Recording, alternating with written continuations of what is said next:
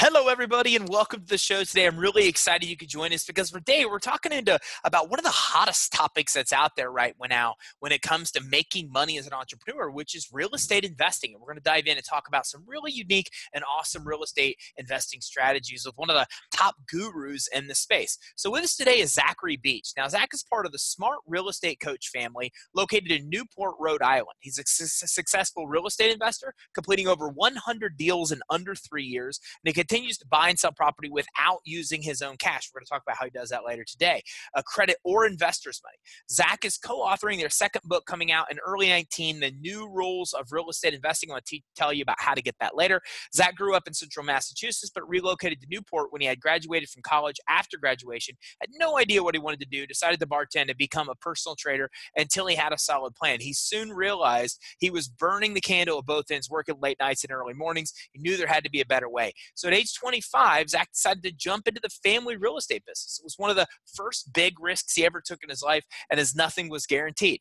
Plus, he knew absolutely nothing about real estate. But through hard work, in-house training, and implementation, Zach has now completed, again, over 100 deals and growing. On top of that, he coaches students across the country on how to buy and sell property, just like his family still does. Now, as a group, they buy and sell 5 to 10 properties a month with a predictable and scalable system that we're going to introduce you to, between 20 and 25 million of real estate at any one time with little to no money down and no banks involved. Zach, I'm looking forward to diving into all this stuff, man. Welcome to the show today. Hey, thanks. That was quite a mouthful, but you did it well, Ty. I appreciate you having me on, and I look forward to bringing some value to your audience. Well, it's pretty impressive, man. I mean, like 100 properties in 3 years, and then your family's got even more. So what do you think are some of the important steps for those people that aren't in yet where you are, but they're just looking to kind of get into this game of starting to invest into real estate? Sure, and I definitely want to give the credit to my team. It's not just me out there. We're a family team, and we're cranking these deals together. So, and my associates around the country that we partner with and do deals with, credits to them as well. So, taking first steps always. I mean, I can. We'll certainly give you away some free next steps as far as our webinar and our book to get you involved in our niche, if our niche happens to be a good fit for you. But what I would do is I would seek out a niche on which you are aligned with. Maybe it's flipping, maybe it's terms like I do, or maybe it's, finances, notes. Maybe that tends to fit your bill. And then I would find a mentor or proven system that you can follow, because somebody's always done it before you. I mean, there's really no new ideas anymore. It's just people have perfected them. So follow the one that aligns with you and then take action. I mean, there's nothing else to do besides take action. That's awesome.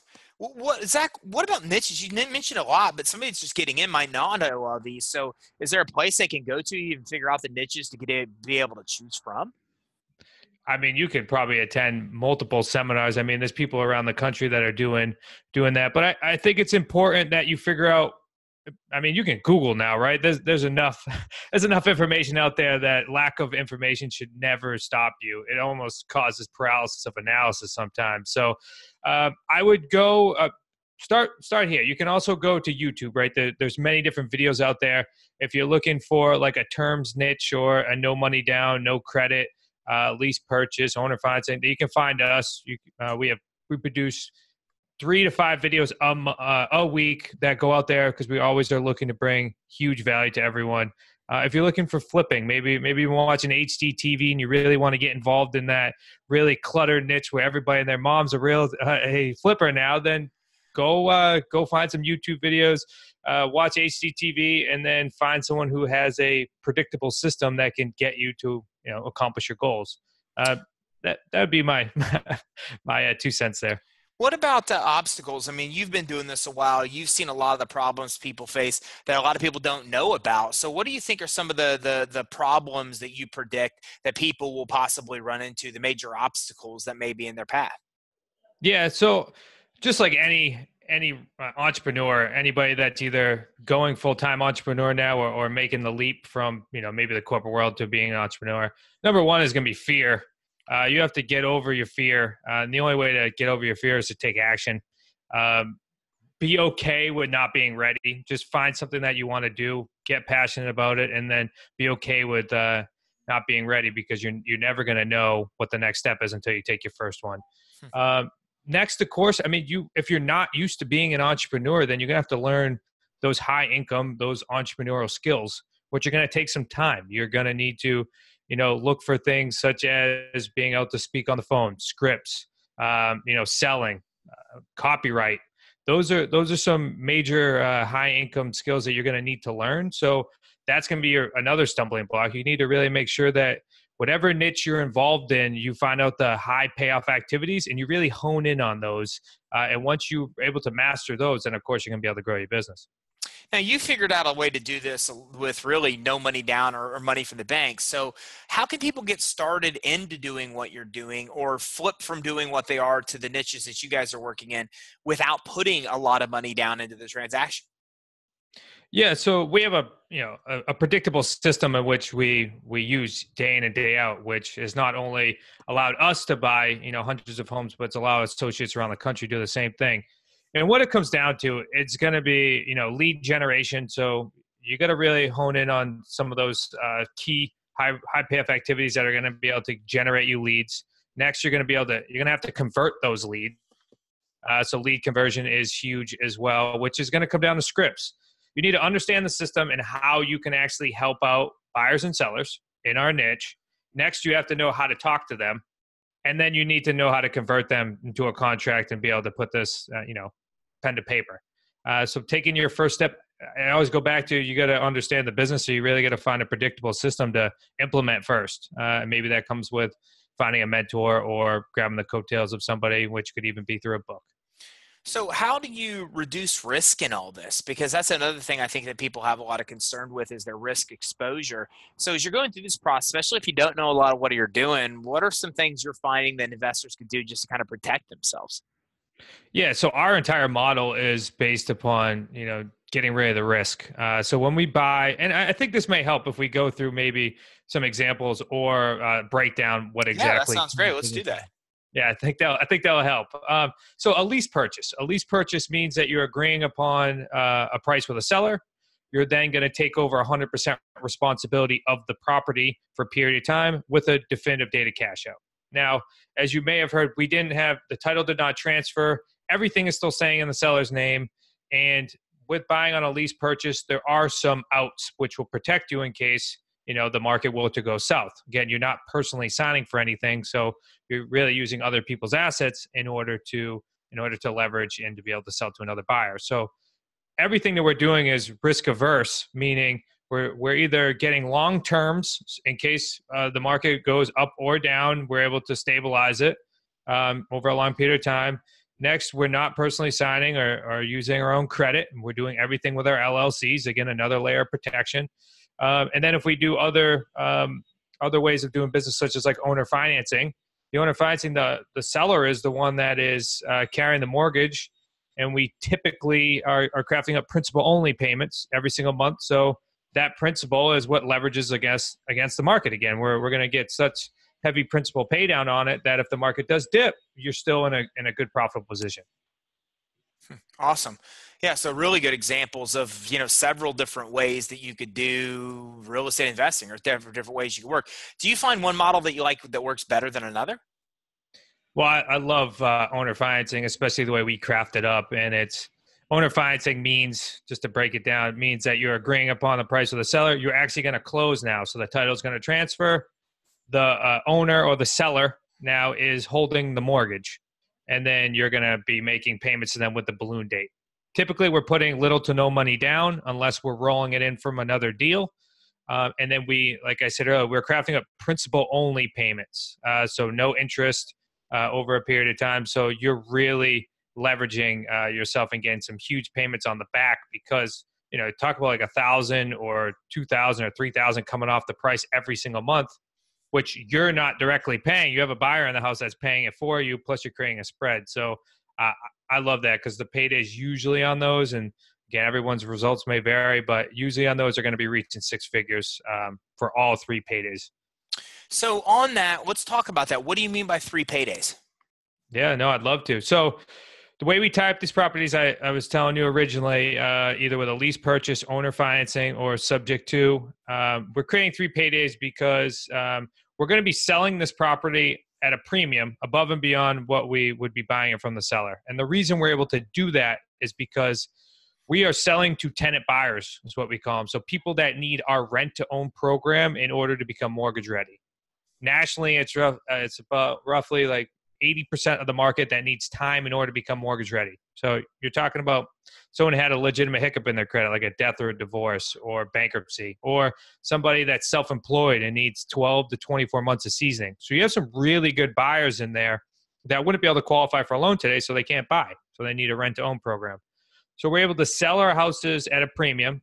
So our payday number one would be the non-refundable deposit that we get from the buyer.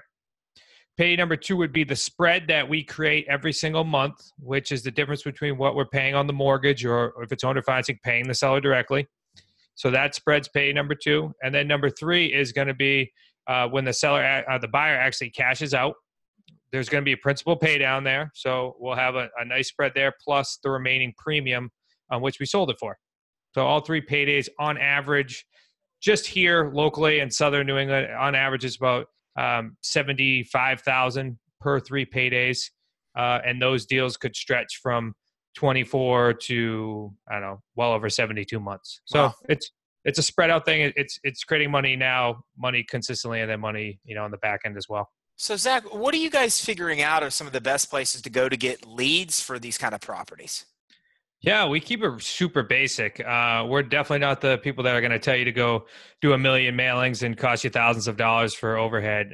We're very much person-to-person, business-to-business type scenario. So we find most of our leads through expired listings, for sale by owners, or you can go to like vacant homes or free and clear properties, or for rent by owners. Those tend to be our main pools that we're fishing in. And you may say, well, every other investor is fishing there as well. But we tend to be working with completely different sellers and buyers than other people because our sellers are set up to have the ability to wait for the equity. So they're not going to be taking pennies on the dollar. They usually have really nice homes, potentially second homes. So again, we're just offering a completely different solution than somebody else would. So we're able to fish in those ponds and still be able to create, these large paydays. Now, Zach, are you guys doing this nationwide or are you guys just doing it in the New England area? Oh, no, we are nationwide. We're in about 40 plus markets now, anywhere from, East Coast all the way to the West Coast. Love to go international one day. We'll soon find that out. But for right now, yeah, I was just talking originally. That's where we live. I live in Newport. So we buy in Mass, Rhode Island, Connecticut. But yeah, we're national. So how does somebody figure out the markets to go to? Like if they're not just confined to their backyard, how do you guys go about and determine which of these markets to get into to make your 40 that you have? Sure. So we're in the markets when we have an associate that goes through our application process, joins us. So just to back up there too. So like I said earlier, we teach and we work with people in the trenches that buy and sell properties. So we actually link arms with them, full immersion. Sometimes we go out to them, they come to us. We work right in their trenches. I'm talking to their buyers, I'm talking to their sellers, or us as a team, we are. And so when somebody joins us, we then start, hunting in their market.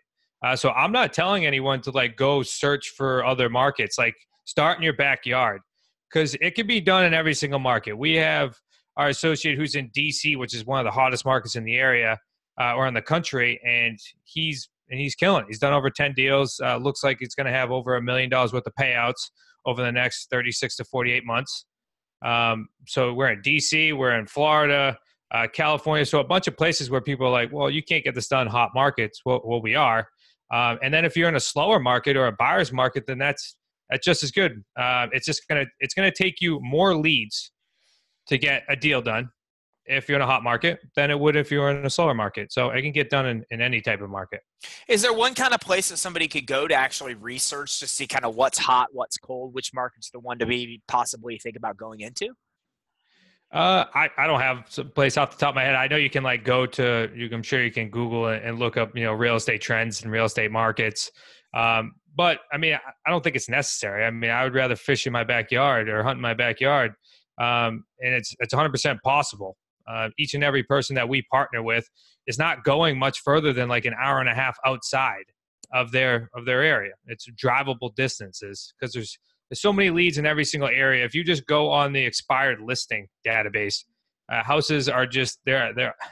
even if you're in the best areas, you still are getting hundreds of expires every single month. So I suggest you just stick to where you are. But Zach, aren't those expired, a lot of them, because they're unfavorable properties, they're overpriced? I mean, how do you guys go in there and use that and then know that you're getting a good deal on the property? I mean, how do you get a good deal on that property? Sure. So I'm not always super focused on the actual purchase price because I'm more worried about the terms. We always are protected for and make more money if we have longer terms. So I can usually offer them a higher price. Also, when it comes to our deals, where there's no realtor involved, so you can usually knock off anywhere from 3 to 5% off the sales price because there's no realtor involved, and people understand that once they go through the education process. So we'll make sure that we're going to still do your basics. We're going to do your CMAs. We'll do inspections need be to make sure that we still are getting a good deal on a property. But it does give us a lot more leeway with the purchase price if, let's say, there's really good principal pay down on the house every single month, or you're getting a really long term because you got to, you have the ability to sell it, 2 times over, maybe in the next 48 months. So it's a different world out there the way we're working in, because we can be a heck of a lot more flexible, a lot more creative. Yeah, because it doesn't sound like you're consumed by price. So it's not like you're trying to get it under market value, because the way you're doing it with some of these deals, you're putting people in there that are paying it down anyway. So you're going to be in a good equity position, right? Yeah, 100%. And just like with anybody in any sales position, it's never about price. If you can get somebody from where they are today to where they want to be tomorrow, the price is irrelevant. So it's just like, and as soon as you figure that out, then you're golden. It's really, you got to start focusing on motivation, not necessarily worrying about price. Because as soon as you can help out a seller, then they don't necessarily care. They just want to get what their goal is, and it takes some time and some relationship building in order to create that bond and to be able to find that out. But a lot of these, I mean, aren't they, what they're trying to do is sell the property so they could probably buy a new one? And if so, does it inhibit their ability to do so if they do like a lease option or do something where they're not selling the physical property and you're getting the cash and it's done, where you're paying them? Sure. Yeah. So if somebody definitely needs all of the equity out today, then we are not their best option. Right. And I have that big blunt conversation with them. So again, we're not looking for the person that's in a desperate position where they need all their equity today. So with that being said, it just goes with the conversation. Also, if somebody's in a good financial position and they're able to go get another mortgage. We've worked with other lenders where, even though they didn't sell this house and they still have a mortgage on it, I believe nationally, and I don't necessarily want to quote me on this, banks are going to be different, but they'll credit up to 75 to 100% of the lease payment towards their debt to income ratio. So they're still able to, because people are out there and they have a bunch of properties that they personally signed and they're all rentals and they still have their own house. So there's ways to get around that if that's what they need. But obviously the key thing comes down to it. Do they have the ability to wait? And is the more equity that we can get for them, which tends to be anywhere from 5 to 15% more on someone's house, is that worth waiting for? And if they have the ability to do that, then they become a good prospect for us. If they don't, then we move on.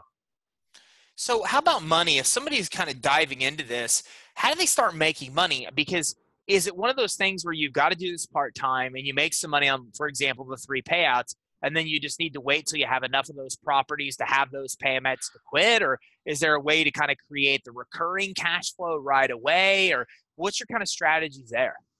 Yeah.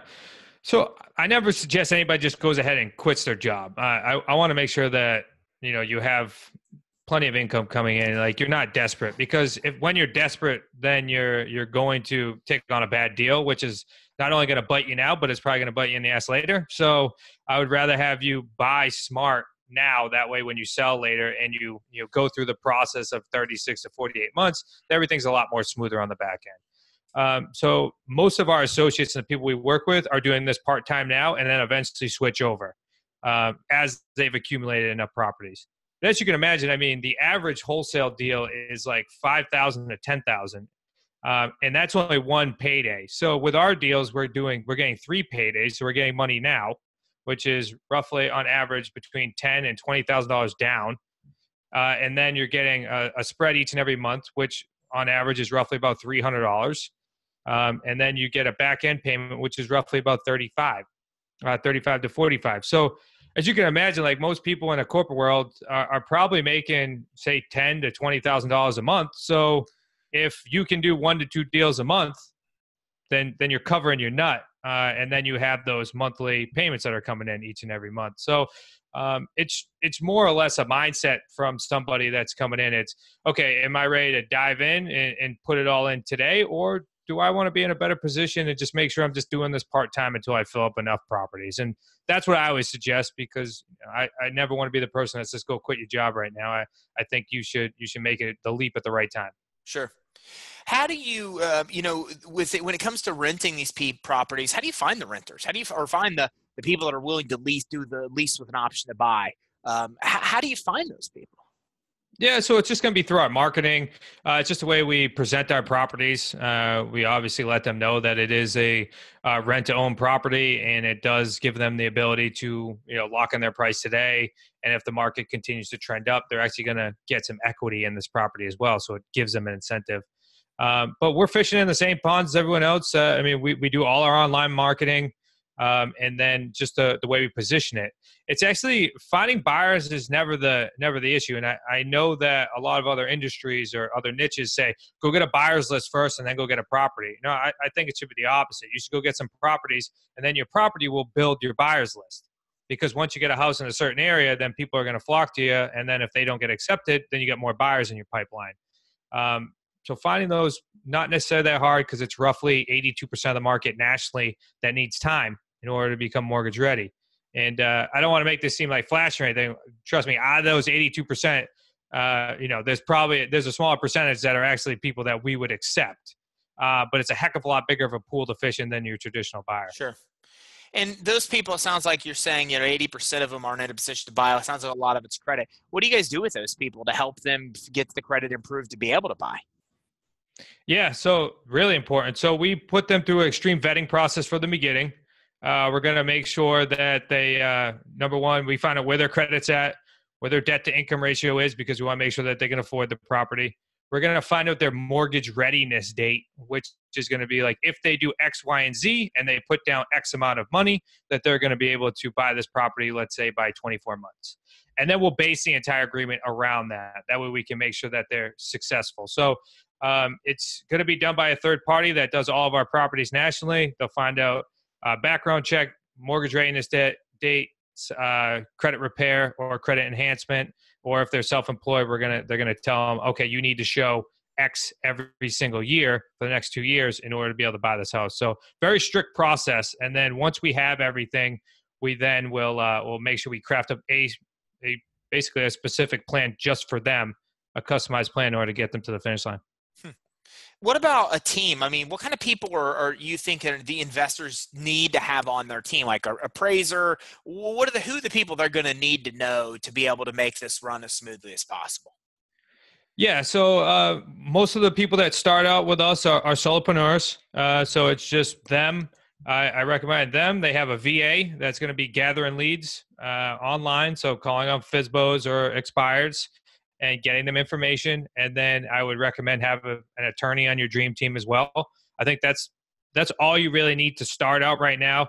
And other than your credit enhancement team, which you can certainly, we can give them the resource as well. So you have your VA feeding you leads, then you're going to be calling on them. You can handle the appointments and the contracts at this point in time. I recommend you just have an attorney in your corner as always, and then your credit repair and credit enhancement team for getting these buyers to the finish line. Then eventually, I can give you some next steps to grow, which we actually teach at our Business Scaling Secrets event, which will be in April. So tell me a little bit more about that event. What's the event about? Yeah, so not only do we like to teach people how to just become like transactioners, like just to do like a deal once a month or a deal here and there. A lot of the people that come into our sphere are looking to grow a business or to take a business. So we teach them how to go from just doing 1 to 2 deals a month into scaling their business and becoming a nice, huge profit center that eventually maybe they'll either decide to sell one day or, grow it and, and turn it into maybe a family business. I mean, because that's what we are. So I feel like we sometimes attract that. So yeah, just helping people grow and scale their business. A lot of the metrics, teach a lot of things, metrics and all that good stuff. Now, you guys have a coaching program, right? I mean, you have a whole program where you help people get into this. So how does that work? Like, what role do they have? What do they need to do during the process? Like, how does that look? Yes, sure. So we have our initial, what we call Quantum Leap Systems video course, which will teach you absolutely everything you need to get involved as far as buying and selling properties. We give you our attorney documents, seller calls, everything you'll ever need. But then if you want to get involved where we're working hand in hand with you in the trenches, that's 100% an application process. And we don't accept everyone. We really get honed in and make sure that they fit our core values. And we really are putting somebody in a position whether they are going to be successful. But their responsibilities are going to be just like ours. I mean, we play like a tennis match. It's if they're walking, we'll walk with them. If they're running, we're running. So their responsibilities are to become real estate entrepreneurs and continue to work their business. And then we'll be right alongside with them. So anything they need, from calling on sellers to working with buyers to structuring deals to structuring the backside of the buyer letter of intent to looking for an attorney, working with an attorney in their area, absolutely everything to scaling their business and hiring. So we lock arms with them and really fight with them in the trenches. And then again, they come out to us, we come out to them at certain levels as well. Zach, what other information have I missed? What other questions maybe should I have asked about this process that you have a lot of insight on that maybe we haven't already had a chance to cover? I just think, and as you can see the thing behind me, I mean, mindset is everything. There's always a missing element in anybody trying to join a niche or become an entrepreneur. And I really think before you do anything, you take any action, you get highly involved in focusing on you personally, increasing your awareness and really focusing on your mindset. So I recommend that if the average CEO reads about 60 books a year, then each and every person should be at least reading like 1 to 2 books per month, if possible, and really working on their mindset. Because as soon as you come across something that's going to be negative, or you face your first hiccup in any business, you're going to collapse unless you really set yourself apart and have a tough mindset. So that's why I always like to throw in there as well. Do you have any books you recommend? I got a bunch of books, but I actually this may be a little off the topic, but The Surrender Experiment by Michael A. Singer is a book that I highly recommend. It's not necessarily business orientated. It's more about surrendering to the universe in a way. It's instead of trying to place your will and your desire on absolutely everything that you come across. And if that doesn't happen, then we're unhappy. Instead, it's letting the universe kind of bring the things towards you with intention. And he is a billionaire, and he's I believe president and CEO now of WebMD, and he has been for a while. So great knowledge that comes from there. Other than that, I love Bob Proctor. You Were Born Rich is probably one of my favorite books, and it was one of the first ones that I read when I was coming out of college, along with your Think and Grow Rich and all that good stuff. Zach, where can everybody go to learn more, maybe get access to your new book? Yeah, so our new book will not be out just yet, and we will do so once you get on our list, you will be one of the first people to get it. But I will give you our Amazon best-selling book right now, Real Estate on Your Terms, for free. And I mean free. I'm not going to ask you for a credit card.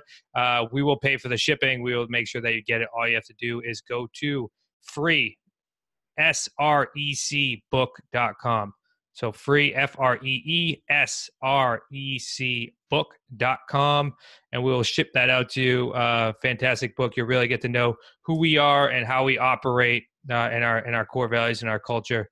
Enjoy that. And then you'll be put with our list and you can dive into some more of our stuff. That's awesome. Zach, thanks for coming on the show today, man. This was really enlightening. Thanks for having me, Ty. I hope everyone has as much fun as I did. Yeah, I know we got a lot of good nuggets. So everybody, thanks for tuning in. Make sure you go to freesrecbook.com. That's freesrecbook.com. I'm going to put this as the first resource on the show resources page, and grab your free book because it's free. So that's awesome. And it sounds like it has a lot more depth than what we had a chance to cover today. So remember, this doesn't mean anything unless you take some kind of action. So the action to take is to go to freesrecbook.com to grab your free book and get all the insight that you need on the strategies to invest in real estate. Thanks, everybody. Have a great day.